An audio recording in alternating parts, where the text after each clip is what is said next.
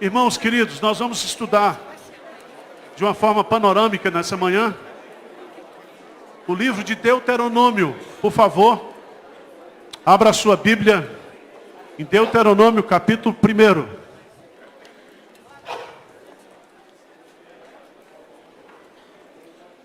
Deuteronômio capítulo 1.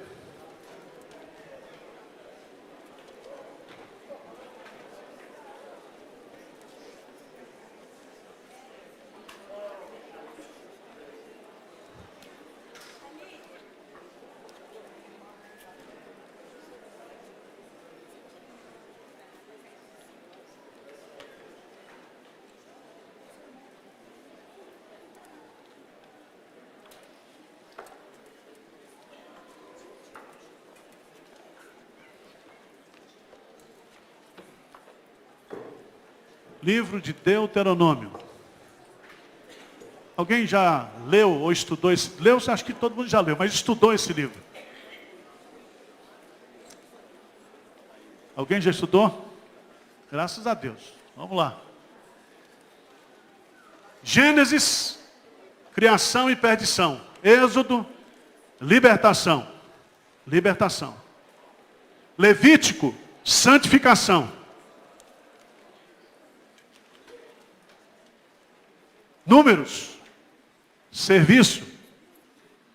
Deuteronômio, obediência. A palavra-chave do livro de Deuteronômio é obediência. Então, quando você ler, quando você tiver algum contato com o livro de Deuteronômio, lembre sempre disso. Deuteronômio tem como tema principal obediência. Vamos ler o capítulo 1, versículo 1. Vamos ler juntos aí? Deuteronômio 1:1. Vamos lá?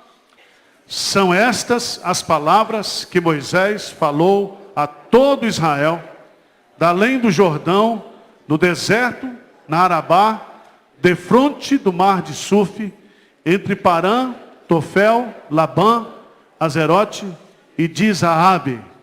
Pronto. Vocês entenderam aí? Entenderam nada, né? Traduzindo. Moisés está acampado com o povo nas campinas de Moabe. Ele vai agora entrar na terra prometida. Vai começar a conquista da terra prometida. A única terra que eles já haviam conquistado era aquele pedaço da Transjordânia que foi dado para os criadores de gado. Mas agora eles vão entrar na terra prometida. E Moisés então, num período de no máximo 40 dias, todo o conteúdo de Deuteronômio foi escrito em 40 dias. Foi nesse período. Ele faz uma recapitulação. Por isso que a palavra Deuteronômio significa segunda lei. No hebraico, a palavra Deuteronômio, o livro de Deuteronômio não tem o nome de Deuteronômio. São estas as palavras. Elá had devarim. Estas são as palavras. Então essa primeira frase é o título do livro na Bíblia hebraica. Quando houve a tradução desse livro para o grego, a versão dos 70, né, foi colocado justamente esse nome de segunda lei. Vamos abrir a Bíblia, por favor. Eu queria que você lesse onde está registrado essa verdade. Veja, por favor, Deuteronômio capítulo 17. Deuteronômio capítulo 17.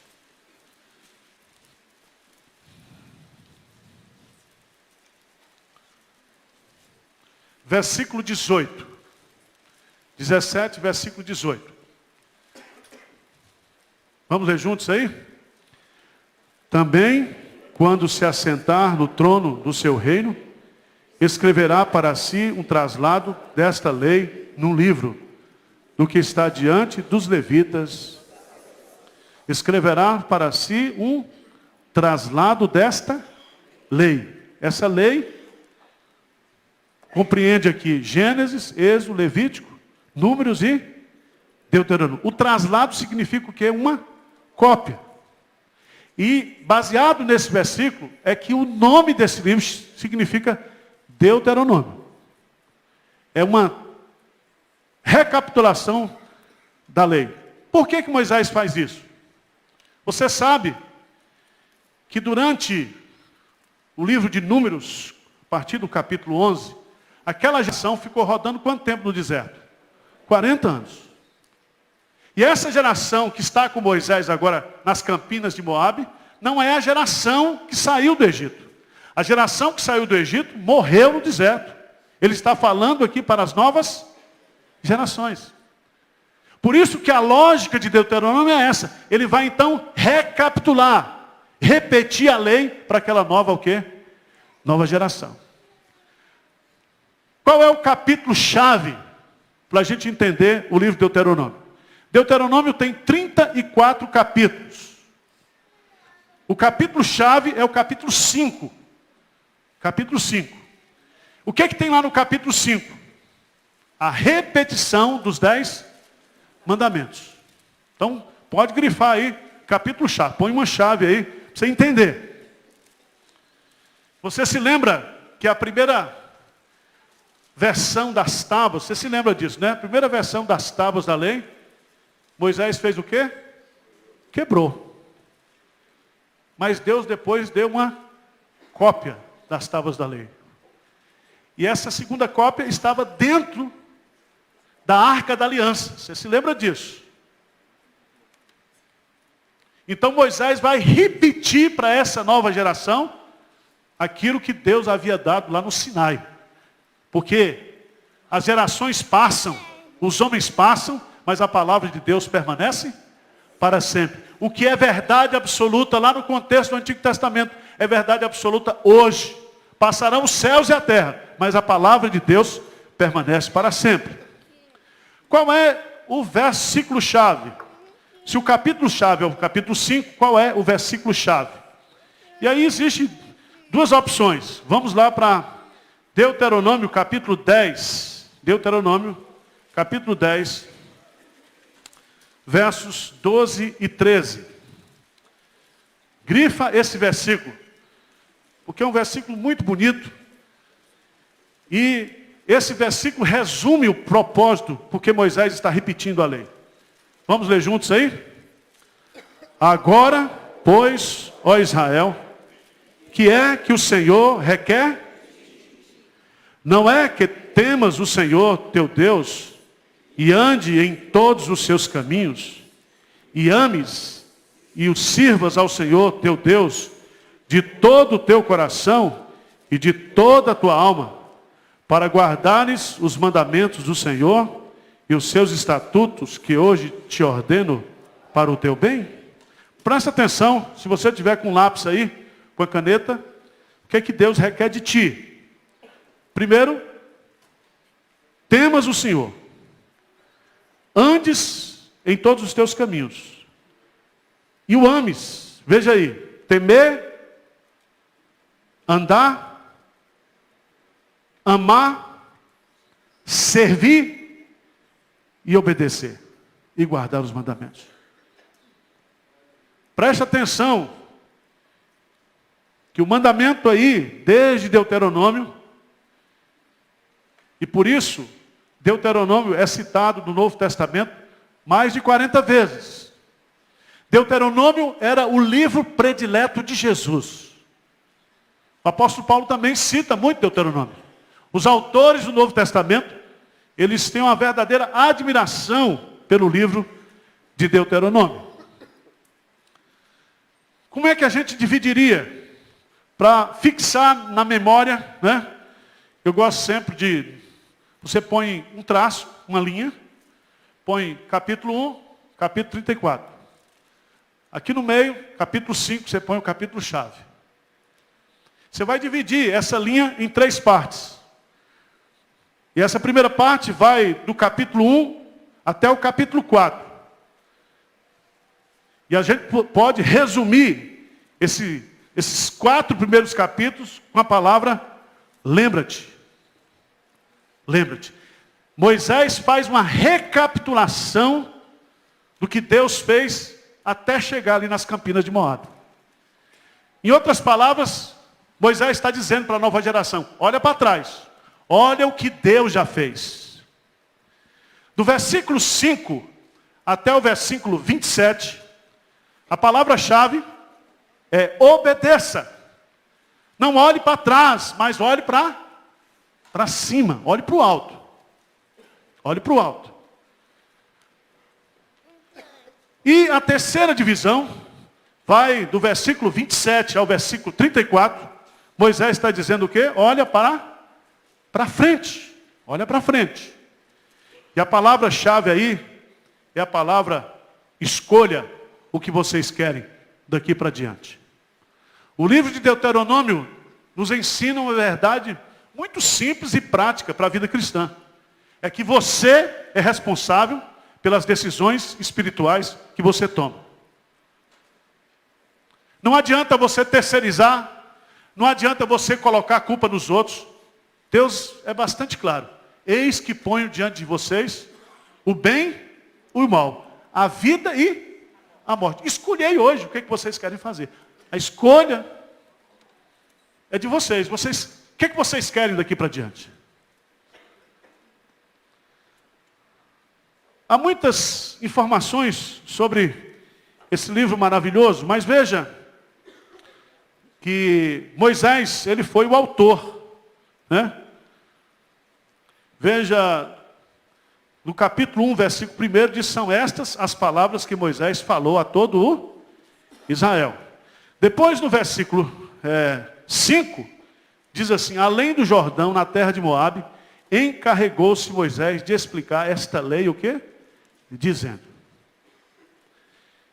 Esse livro de Deuteronômio, ele é um livro de oratória. Ele tem, segundo a divisão da língua hebraica, 3 discursos principais. 3 discursos. O primeiro discurso vai do capítulo 1 até o capítulo 4, versículo 43. O segundo discurso vai do capítulo 4, 44 até o 26. O terceiro discurso vai do capítulo 27 ao capítulo 30. Nessa Bíblia, nessa versão que nós temos em português, foi colocado aí que o capítulo 29 e 30 é um 4º discurso de Moisés. Mas isso não encontra base nos originais. Isso é uma ilação daqueles que fizeram essa versão em português. Então nós temos aí 3 discursos principais e os últimos 3 capítulos, você tem Moisés, então, fazendo 3 coisas interessantes lá. Ele canta, ele abençoa, e o último capítulo fala sobre a morte de Moisés. E aí você pode dizer para mim, mas quem escreveu sobre a morte dele se ele tinha morrido? Eu não sei. Eu não sei. Pergunte os universitários celestiais, porque eu não sei. Existe uma discussão que foi Josué, existe uma discussão que poderia ser de um dos escribas assistentes, alguém que estava com Moisés, que completou lá esse texto. Mas vamos caminhar, porque eu acho que é muito maravilhoso você entender. Veja aí, capítulo 1, você vai folheando a Bíblia comigo. 1, 2, 3.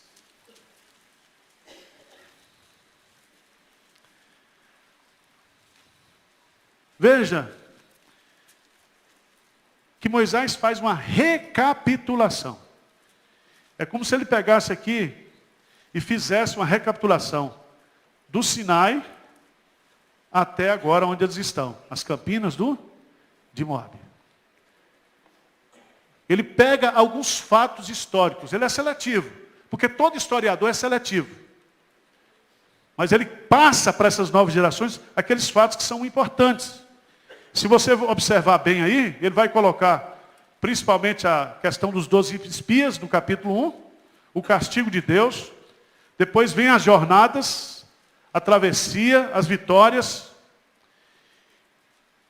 E no capítulo 4, final do capítulo 3, ele fala, né, da oração que ele faz para entrar em Canaã, que está registrado em Número, capítulo 27.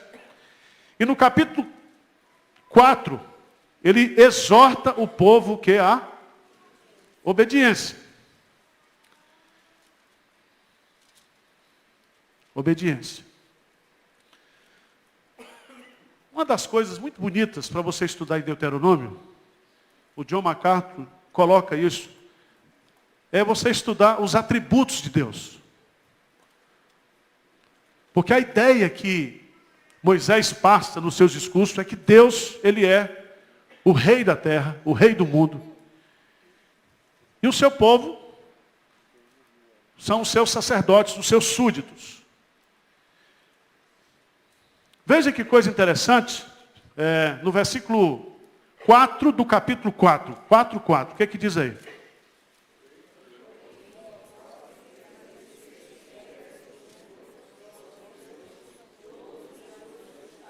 Então, grifa essa Bíblia. O segredo de estar vivo é ser o quê? Fiel a Deus. A geração que foi infiel morreu onde? No deserto. Não vai entrar na terra prometida. E ele diz, o segredo, porque vocês estão vivos, e vocês vão entrar, é a fidelidade. A única coisa que Deus requer dos seus dispenseiros é que cada um seja encontrado fiel. No capítulo 4, versículo 7, vem comigo aí, comigo. Vamos ler forte esse versículo. Grifa esse versículo aí também. Pois que grande nação há que tenha deuses tão chegados a si, como o Senhor nosso Deus, todas as vezes que o... Sabe o que Deus está dizendo aqui?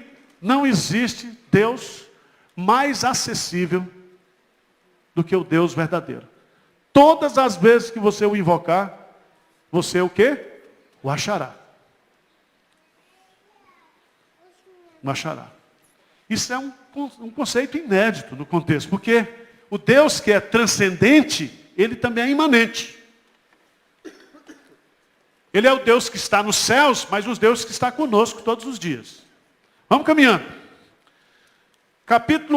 Final do capítulo 4, nos versos 41 a 43, tem essas cidades chamadas cidades de refúgio. Também essas cidades estão lá registradas em Números e também em Josué. Eram cidades que davam proteção para todo aquele homicida que, ao cometer um crime, ele tentava fugir do vingador, do Goel.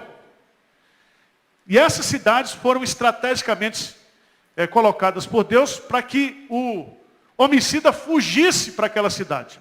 Quando ele entrava naquela cidade, ele recebia um habeas corpus espiritual, ninguém podia tocar nele.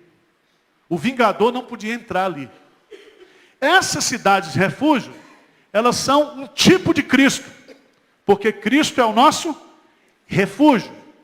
Cristo é o refúgio para todos aqueles que são homicidas, que são pecadores. Por isso que chama a cidade de refúgio. Veja aí, a partir do 44, começa aí o segundo discurso de Moisés. Esta é a lei que Moisés propôs aos filhos de Israel. Então você vai colocar aí, junto à palavra lei, lei. Quando Moisés fala em lei, essa lei está dividida em 3 partes. Existe a lei moral, os 10 mandamentos, por exemplo. Princípios o quê? Morais. Existe a lei civil, que são os princípios que são especificamente ligados à nação de Israel. Sobre o divórcio, sobre o homicida, tudo aquilo que regulamentava Israel como nação, como povo, como Estado de Direito.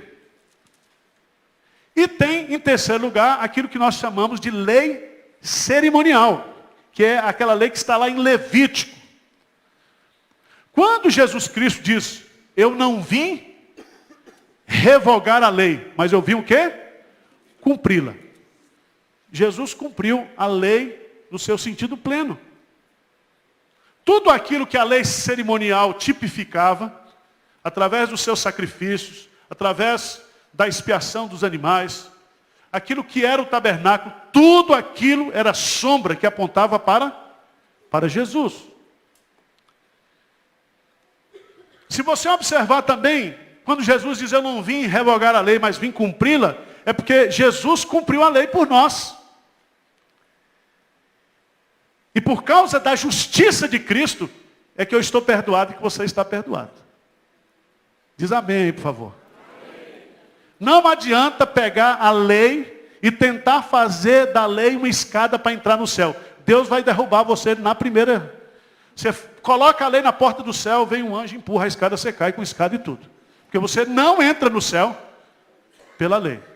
Ninguém será justificado pelas obras da lei. Então, para que a lei foi dada? A lei foi dada para revelar o nosso pecado, a nossa doença. E essa doença que a lei revela, faz com que nós corramos para a medicina da graça, o remédio da graça de Deus. Amém? Então, a lei revela aquilo que eu sou. A lei diz assim, não matarás, e eu mato. Não roubarás, eu roubo. A lei vai revelando o pecado que existe na minha natureza. Capítulo 4, versículo 44, então começa o sermão. Depois, capítulo 5, a repetição dos 10 mandamentos. A repetição dos 10 mandamentos. No capítulo 5, a partir do versículo 22, Moisés é colocado aí como mediador da lei entre Deus e o povo. Eu quero que você abra a Bíblia lá no Evangelho de João, capítulo 1, versículo 17 e 18. E você anota junto disso aí, anota aí nesse texto aí, a partir do versículo 22, você vai ler para mim o que está lá em João 1, 17 e 18. O que é que diz aí? João 1, 17 e 18. Pode ler junto aí, por favor.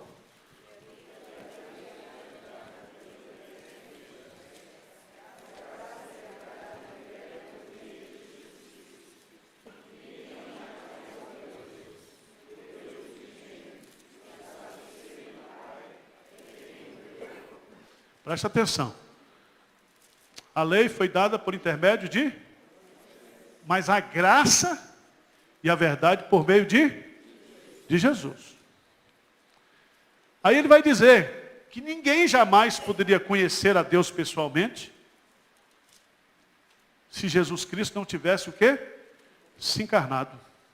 Ele é a revelação plena de Deus. Jesus diz, quem me vê a mim, vê ao Pai. Eu e o Pai somos um. Significa que Jesus, ele é a plenitude da revelação. Se Jesus se revelou aos pais de muitas vezes, de muitas maneiras, agora ele se revela pessoalmente em Cristo Jesus. E aí qual é o objetivo da Escritura? É que ao estudarmos as Escrituras, nós possamos conhecer a Jesus. E conhecendo a Jesus, nós possamos ter o quê? A vida eterna. A vida eterna. Nós só podemos conhecer a Deus do ponto de vista relacional, nós só podemos ter comunhão pessoal com Deus por meio de Jesus. Capítulo 5, capítulo 6, esse é um capítulo clássico para o judaísmo. O judaísmo. Esses, pois, são os mandamentos, os estatutos e os juízos que mandou o Senhor teu Deus se te ensinasse. Para você conhecer e discutir, não.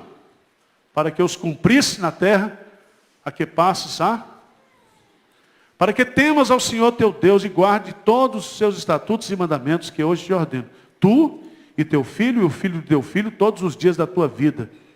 E que os teus dias sejam prolongados. Ouve, pois, ó Israel, atenta em os cumprires, para que bem te suceda. E muito te multipliques na terra que emana leite e mel, como te disse o Senhor, Deus de teus pais. Vamos lá, o Shema aí, o versículo 4, o que diz? Ouve, Israel, O Senhor, nosso Deus, é o único Senhor. Isso aqui fala da unidade de Deus. Por isso que o judeu tem uma dificuldade tremenda de aceitar Jesus Cristo como Deus. Porque na cabeça dele, só o Senhor é Deus. E isso é recitado hoje nas sinagogas. Isso está presente na prática da religião judaica. Se você observar bem, você vai descobrir que esse mandamento aqui mostra que a fé, ela não é ensinada na igreja. A fé é ensinada onde? Dentro de casa. A fé começa em casa. E aí você vai descobrir, a partir do versículo 5, amarás, pois, o Senhor teu Deus de todo o teu coração, de toda a tua alma, de toda a tua força. Essas palavras que hoje te ordeno, estarão no teu coração. Tu as inculcarás a teus filhos, e delas falarás assentado em tua casa, andando pelo caminho, e ao deitar-te, e ao levantar-te. Presta atenção que aqui nós temos a base da vida espiritual da nação e da igreja. Nós aprendemos a fé em casa. Lembra de Timóteo? Timóteo, você tem uma fé que não é fingida. Uma fé que habitava na tua mãe, na tua avó e na tua mãe. Nós aprendemos as sagradas letras, que podem nos tornar sábios para a salvação, no ambiente o quê? Familiar. É mandamento de Deus, irmãos. Mandamento de Deus. Então não vamos terceirizar a nossa responsabilidade como pais. Capítulo 7. Vamos para o capítulo 7. Admoestações contra a infidelidade. Veja que coisa linda, os versos 6 e 7. Doutrina da eleição, tá? Se você não entende, não acredita na eleição, é problema seu. Mas Deus nos escolheu. Deus nos escolheu. Ah, pastor, por que ele não escolheu um? Isso não sei, meu irmão. Tem que perguntar para ele. Eu não tenho resposta. Vê o que diz aí. 6 e 7. Vamos ler juntos? Porque tu és povo santo ao Senhor teu Deus. O Senhor teu Deus te escolheu para que eles fosse o seu povo próprio, de todos os povos que há. Não vos teve o Senhor afeição, nem vos escolheu, porque fostes mais numerosos do que qualquer povo, pois éreis o menor de todos os povos. Mas porque o Senhor vos amava, e para guardar o juramento que fizera a vossos pais, o Senhor vos tirou com mão poderosa, e vos resgatou da casa da servidão, do poder de Faraó, do rei do Egito. Preste atenção, que a libertação é consequência da eleição. O povo foi tirado do Egito, porque Deus amava esse povo de forma incondicional. E se você acha, como Malafaia já disse na televisão, que a doutrina da eleição é a doutrina do diabo, não é não. A doutrina da eleição é uma expressão do amor de Deus. Os eleitos de Deus são os amados do Senhor. Tá certo? E esse amor é ágape, esse amor é incondicional. A razão desse amor não está no objeto amado. O objeto amado não presta, não vale nada. Mas está na incondicionalidade, na espontaneidade, na soberania de Deus. Eu amei a Jacó e aborreci a Esaú. Deus que disse isso. Vamos caminhando. 7 e 9 é o versículo das mães da aliança, tá certo? Muito bonito esse. Capítulo 8, irmãos, esse capítulo é maravilhoso. Qual é a mensagem desse capítulo 8? Não te esqueças. Não te esqueças. Não te esqueças. Capítulo 8 é uma exortação a ter em memória os benefícios do Senhor. Veja que coisa linda. Esse texto é citado por Jesus na tentação. Quando o diabo diz assim, você está com fome? Mande que essas pedras se transformem em pães. O que Jesus respondeu? Nem só de pão viverá o homem, mas de tudo aquilo que procede da boca do Senhor. Veja no capítulo 8, cuidareis de cumprir todos os mandamentos que hoje vos ordeno, para que vivais e vos multipliqueis, e entreis, e possuais a terra que o Senhor prometeu sob juramento a vossos pais. Recordar-te-ás de todo o caminho pelo qual o Senhor teu Deus te guiou no deserto esses 40 anos. Para quê? Para te humilhar? Para te provar? Para saber o que estava no teu coração, se guardarias ou não os seus mandamentos. Ele te humilhou, te deixou ter fome, te sustentou com maná que tu não conhecias, nem teus pais o conheciam, para te dar a entender que não só de pão viverá o homem, mas de tudo que procede da boca do Senhor viverá o homem. Nunca envelheceu a tua veste sobre ti, nem se inchou o teu pé nestes 40 anos. Então os ortopedistas estavam desempregados e os caras que vendiam roupa também não venderam absolutamente nada. Está tudo desempregado, né? Nem inchou o pé, nem a veste o quê? Ruiu. Agora veja, que ele vai dizer aí no versículo 11. Guarda-te, não te esqueças do Senhor teu Deus. Versículo 14. Não se eleve o teu coração e te esqueças do Senhor teu Deus, que te tirou da terra do Egito, da casa da servidão. Versículo 17, não digas, pois, no teu coração, a minha força e o poder do meu braço me adquiriram essas riquezas. Antes te lembrarás do Senhor, versículo 18, teu Deus, porque Ele é que te dá força para adquirir as riquezas, para confirmar a sua aliança que sob juramento prometeu a teus pais, como hoje se vê. Leia comigo, versículo 19, grifa esse versículo aí, vamos lá? Se te esqueceres do Senhor teu Deus, e andares após outros deuses, e os servires, e os adorares, protesto hoje contra vós outros, que perecereis. Presta atenção, que Deus vai dar a terra prometida para o povo de Israel, mas essa terra prometida é um juízo de Deus sobre os cananeus. E Israel vai ser instrumento nas mãos de Deus para punir os cananeus, os povos lá, os jebuseus, os cananeus, os fariseus, aqui tudo que é Zeus lá, tudo vai cair debaixo do juízo de Deus. E ele diz, se vocês se esquecerem de mim, começarem a adorar outras coisas, vocês estão perdidos, vocês irão perecer. Capítulo 9, Moisés lembra aos israelitas o socorro divino. Muito bonito esse capítulo. Capítulo 10, fala da segunda, as tábuas da lei. Capítulo 10, da vocação da tribo de Levi. Tribo de Levi. Capítulo 10, a partir do versículo 12, vem novamente exortação à obediência. Grife, por favor, o versículo 21. 21. Grife o versículo 21. Vamos ler juntos esse versículo 21? O que diz aí? Ele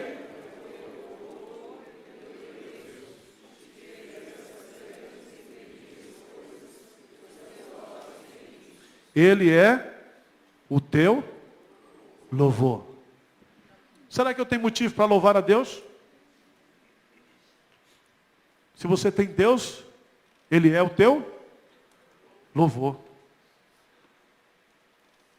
O Senhor é a razão da nossa adoração. Ele.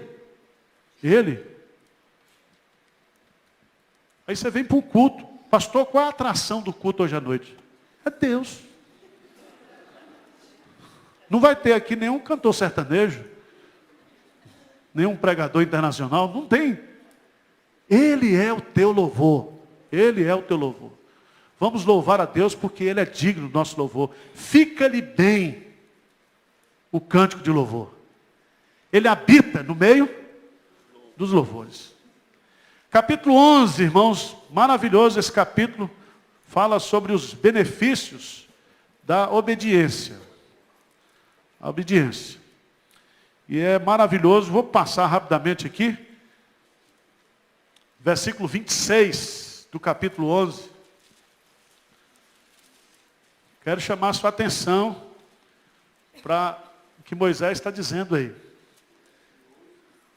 que diz aí? Versículo 26. Eis que hoje ponho diante de vós a bênção e a maldição. Presta atenção. Presta atenção. Bênção e maldição procede de Deus. Tem muita gente, pastor, e se fulano me amaldiçoar? Não pega em você. Se você for para Gênesis capítulo 3, quem foi que amaldiçoou a terra? Quem foi que amaldiçoou a serpente? Quem foi? Foi Deus. Então, toda bênção e toda maldição procede o quê? De Deus. Pastor, mas a minha vizinha é macumbeira. Deixa ela bater o tambor. Deixa ela fazer o que quiser. Voodoo. Não pega. Não pega. Você está com o corpo fechadíssimo.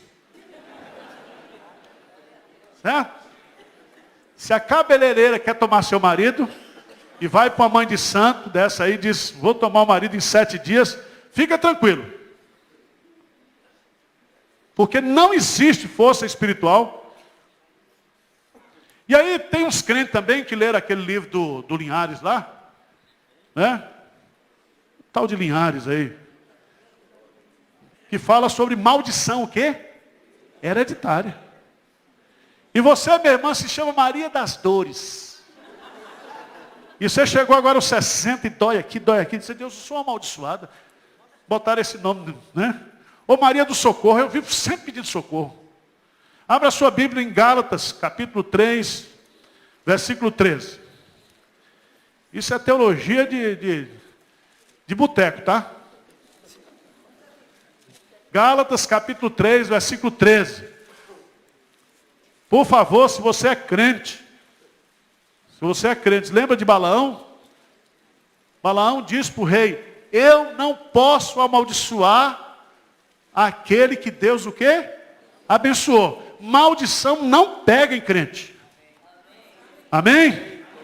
Agora veja o que diz em Gálatas capítulo 3. Vai, o que diz aí? 3:13. Lê forte, gente, por favor.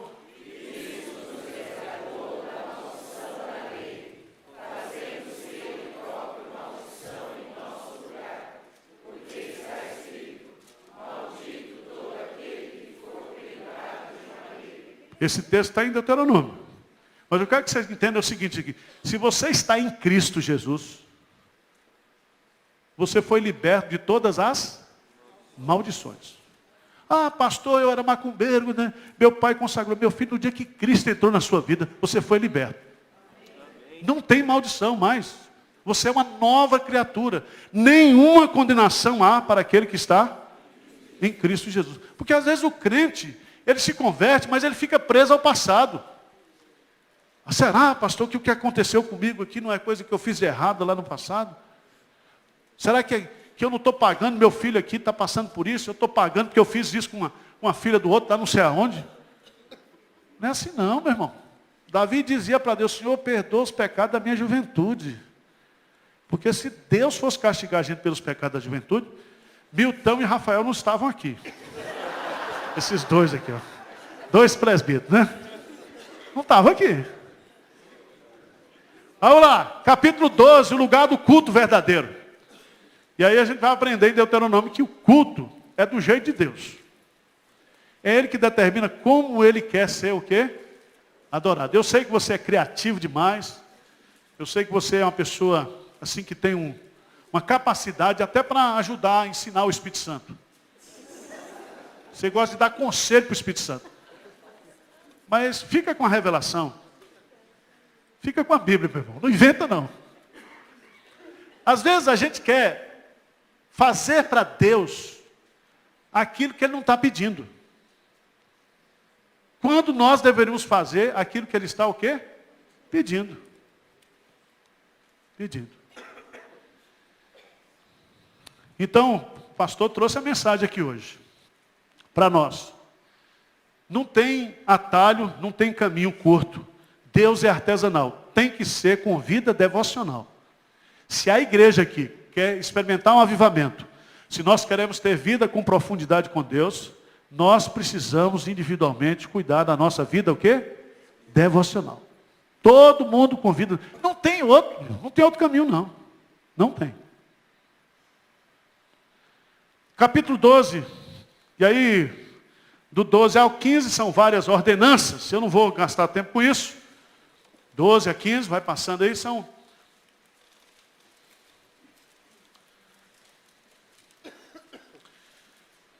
(15 e 11). Eu queria que você lesse aí, porque o populismo sempre existirá. Sempre Deus levantará um Maduro, um Lula, um Perón. O que diz aí? Jesus citou esse versículo. Citou ou não citou? 15 e 11. O que diz? Pois nunca deixará de haver pobres na terra. Por isso eu te ordeno, livremente abrirás a mão para o teu irmão, para o necessitado, para o pobre. Não é por você ajudar o necessitado com o dinheiro do governo. Nem dar a cesta básica com a cesta da igreja. Você abre a sua mão. Não faça farol com o chapéu dos outros.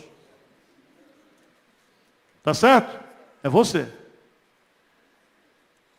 E pobre sempre teremos na terra. Isso não é uma profecia do caos, né? Mas Deus está colocando isso aí. Capítulo 16, as festas, as 3 principais festas, quais são? Páscoa, Pentecoste e Tabernáculo. Essas 3 festas o judeu tinha que ir obrigatoriamente em Jerusalém. Capítulo 17, nós temos aí algumas bases para a monarquia. Ele vai explicar, né, principalmente dos versos 14 a 20. Ele vai falar sobre os deveres. Quando Deus já previa tudo, né? Que o povo pediria um rei lá adiante. E Deus então já fala sobre o rei aí. A eleição e os deveres de um rei de 14 a 20 do capítulo 17. Capítulo 18, irmãos. Capítulo 18. Capítulo 18. Veja que coisa linda. Está aí no versículo 2. Qual é a nossa herança? Todo mundo aqui, hoje, é levita, porque não é da tribo de Levi, mas é porque nós somos sacerdotes do Deus vivo. E veja, grifa esse versículo 2 do capítulo 18. O que diz aí? Pelo que não terão...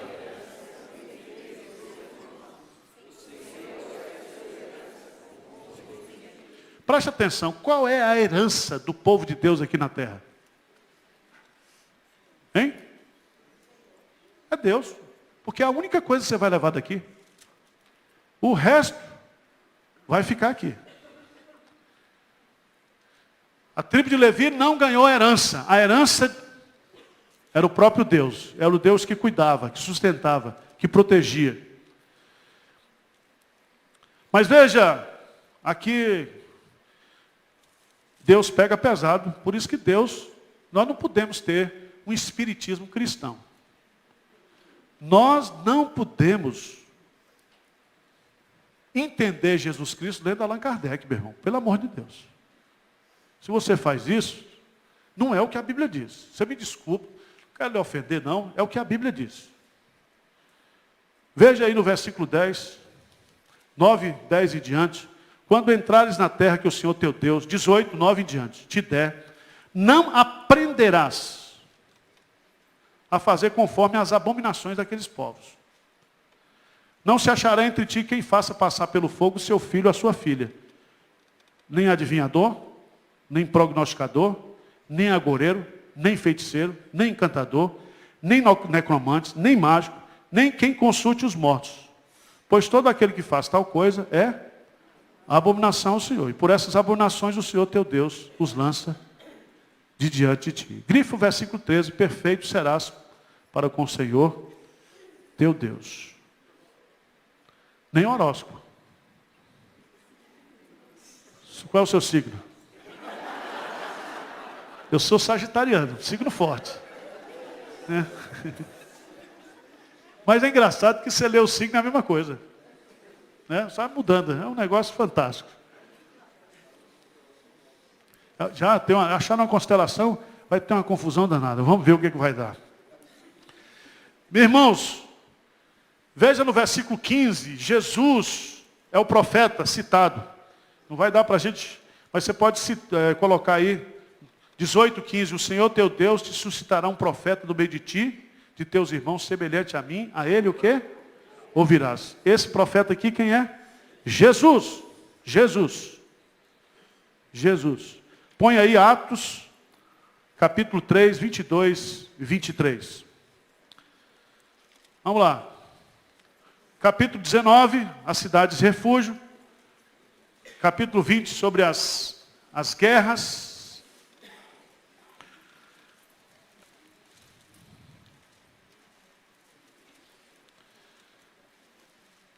Capítulo 22, versículo 5. O versículo da mulher não usar calça comprida. Vamos ver. 22, 5. Então, o pastor pentecostal leu esse versículo e diz: agora mulher não pode vestir calça comprida. Vamos ver o que diz o texto lá. 22, 5. O que diz? A mulher não usará roupa de homem, nem o homem veste peculiar à mulher.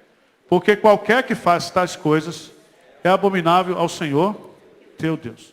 Aí teve os irmãos, aquele Miranda da vida e outros aí, disseram o seguinte: olha, está vendo aqui, mulher não pode vestir o quê? Calça comprida, porque calça comprida é roupa de homem. Mas é isso que está aí. Moisés, quando escreveu, estava pensando em calça comprida? Não. Mas qual é o princípio que ele está ensinando aí? Ele diz o seguinte: homem se veste como homem e mulher se veste como... Se você botar uma roupinha aí e começar a colocar em dúvida a sua sexualidade, Deus não quer não, meu irmão. Começar a botar brinquinho, não sei o quê, feitar, alisar, fazer permanente, puxar, para com isso. E você, mulher, se começar a ir para a academia, começar a falar grosso, começar a usar uns coturnos, não dá certo. Mulher, mulher, homem é homem. Deus abomina esse negócio de unissex. Está aí o texto, é abominação, abominável. Homem se veste como homem, mulher se veste como mulher. Vamos adiante.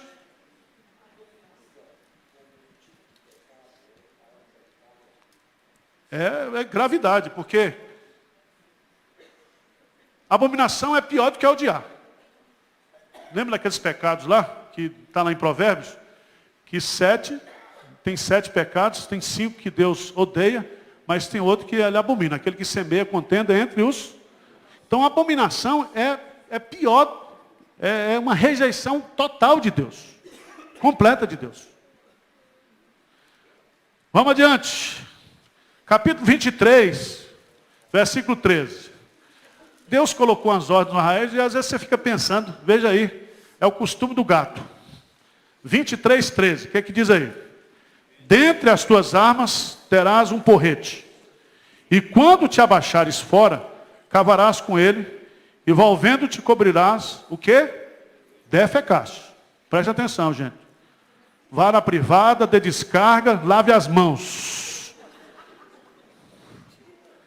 Deus estava com o povo no deserto. Já pensou o exército fazendo cocô em todo o arraial?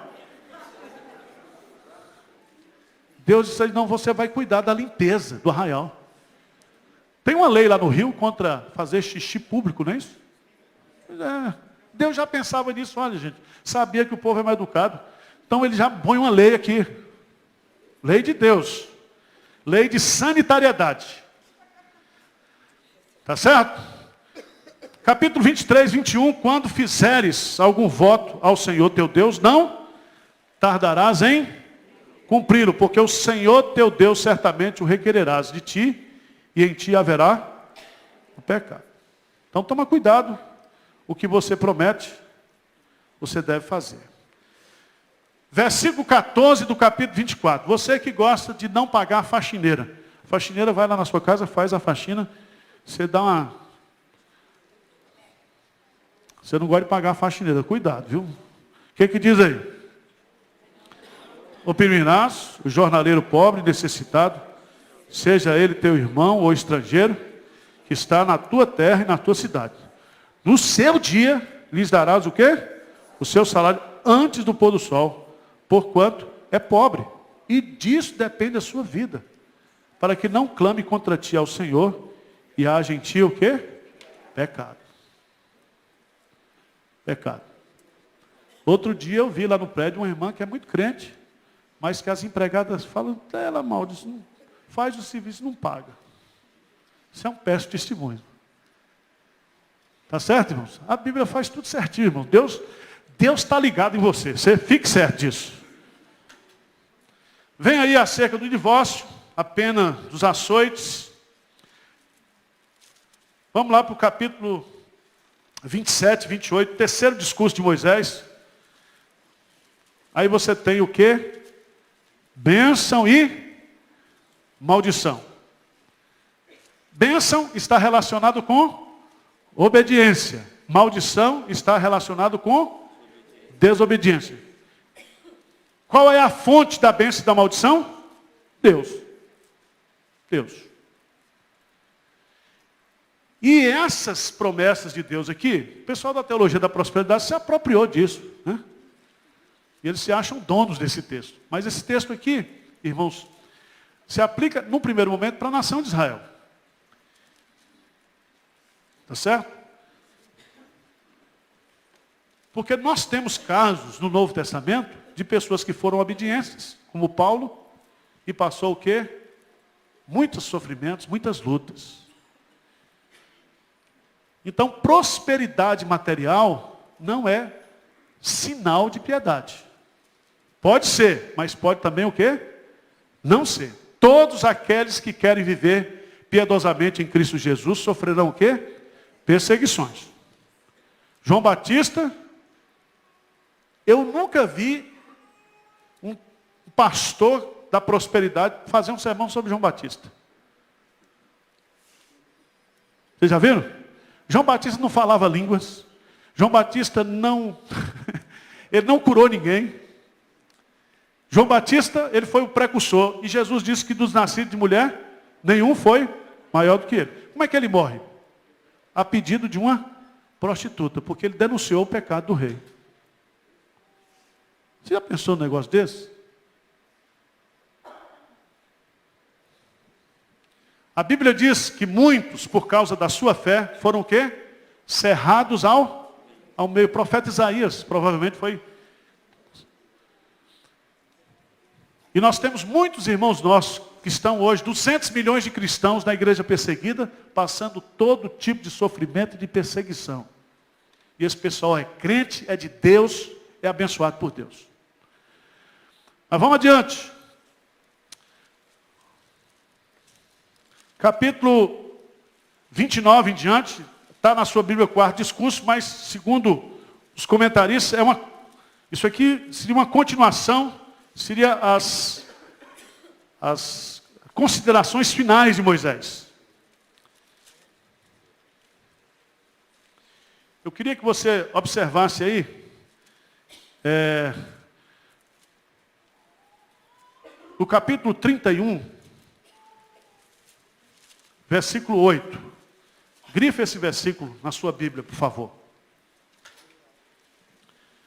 As últimas disposições de Moisés. Moisés, então, nomeia Josué como seu sucessor, porque Deus é quem escolheu Josué. 8, o que diz? O Senhor é quem vai, Ele será contigo, não te deixará, nem, não temas, nem. Irmãos, quando Deus manda a gente para uma missão, Ele não somente vai conosco, Ele vai o quê? Adiante de nós. Ele vai adiante de nós. Ele sabe tudo que vai acontecer. Então guarda aí seu coração.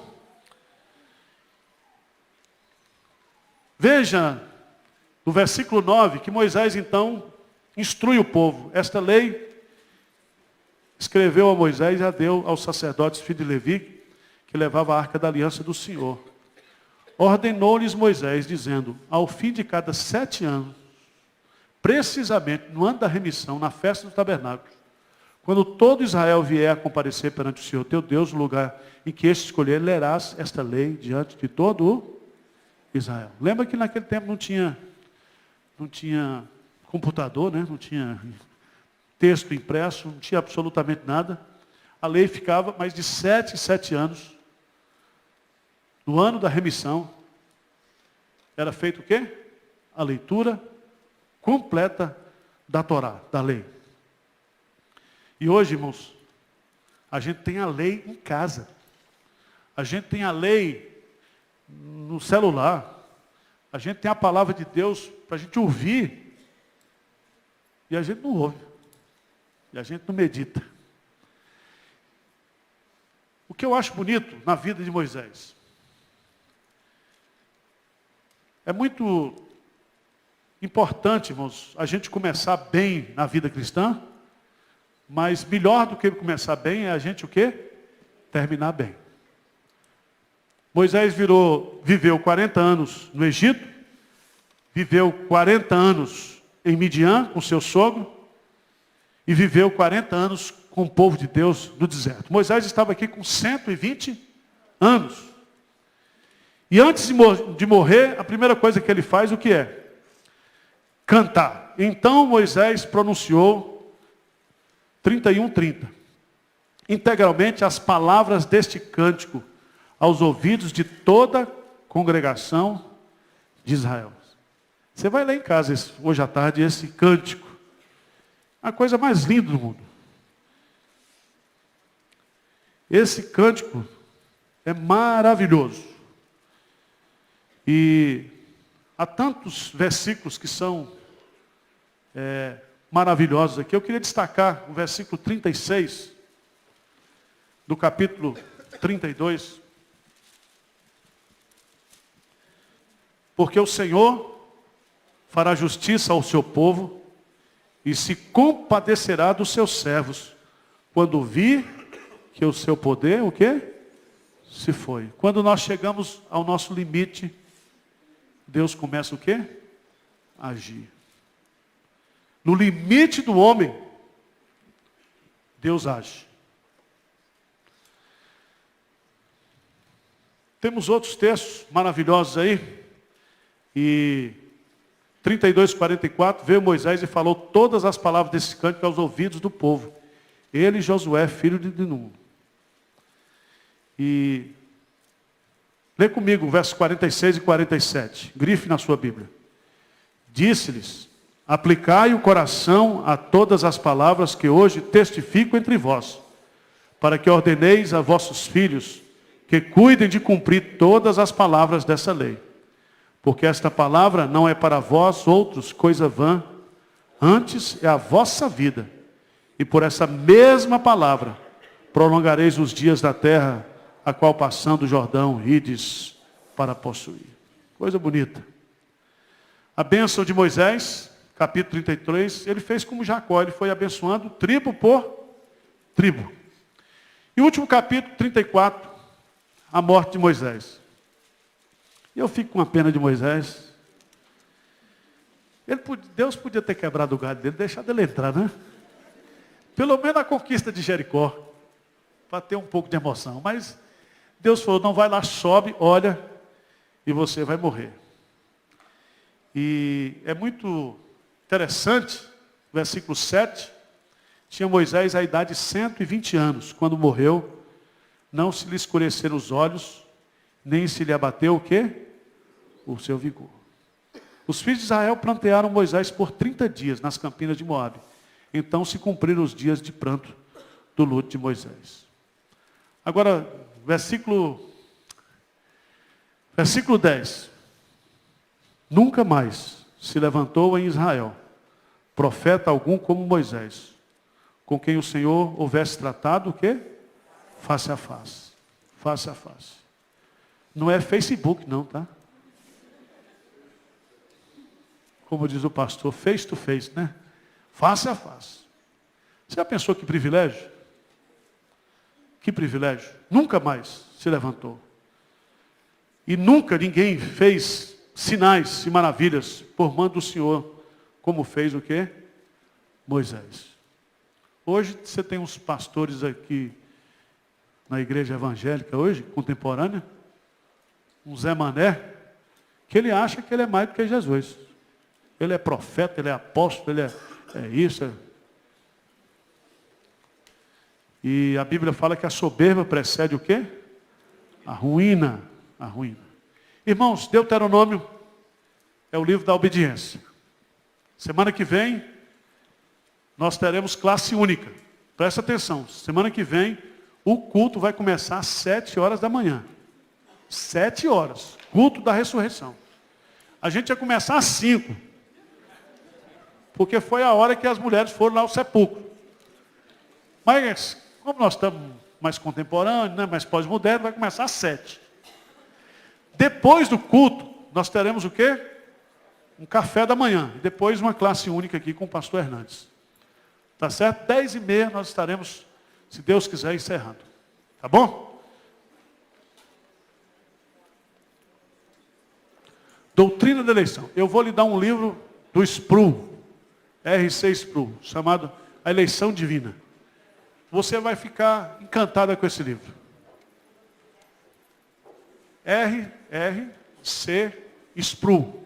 Fala com a Neide, lá embaixo, que ela providencia para você. Eleição divina. Rejane, faz uma oração por nós aí. Senhor Deus, muito obrigada por esse dia, Senhor. Obrigada porque estivemos na sua casa, que aprendemos mais de Ti, Senhor. Obrigada por tudo que o Senhor nos ensinou, toda a lei que o Senhor deixou para nós. E obrigada principalmente, Pai, porque o Senhor mandou Jesus Cristo para nos salvar, Senhor. Perdoe todos os nossos pecados e ajuda-nos a não cairmos em tentação. Em nome de Jesus, amém. Boa tarde para todos. E à noite, se Deus quiser, estaremos aqui. Por favor, venha à noite.